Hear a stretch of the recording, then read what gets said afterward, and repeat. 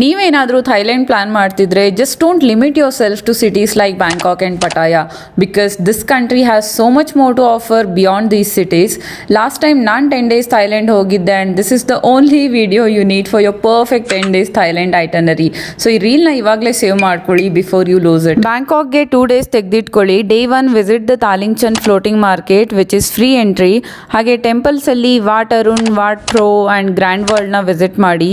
ಸಂಜೆ you can explore the beautiful Icon Siam Mall followed by a Meridian cruise dinner. Day 2 Khao Yai national ಪಾರ್ಕ್ನ visit ಮಾಡಿ. ಹಾಗೆ ಸಂಜೆ don't miss to visit the Nana Plaza. Day 3 ಫುಕೆತ್ಗೆ flight ತಗೊಳ್ಳಿ, rent scooty, visit Tiger Kingdom, Big Buddha etcetera.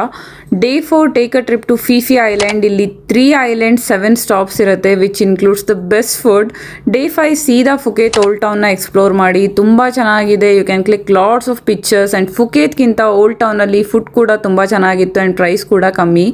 Day 6 ಕ್ರಾಬಿಗೆ ಹೋಗಿ by road 2 hours ಆಗುತ್ತೆ. ಅಲ್ಲಿ you can cover Wat Korawaram and sleeping Buddha. ಸಂಜೆ ಅವನಂಗ್ ಸ್ಟ್ರೀಟ್ನ ಎಕ್ಸ್ಪ್ಲೋರ್ ಮಾಡಿ.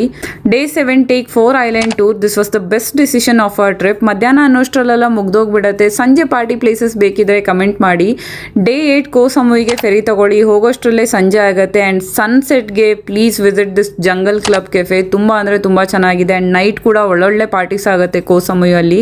Day 9 Koh Tao and 2 other island trip ತಗೊಳ್ಳಿ. ಇದು ಮಾತ್ರ ಅಲ್ಟಿಮೇಟ್ ಆಗಿತ್ತು. Day 10 shop in Bangkok.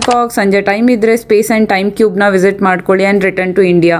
PDF ನಲ್ಲಿ ಡೀಟೇಲ್ಡ್ ಐಟನರಿ ಬೇಕಂದರೆ follow my page and comment PDF.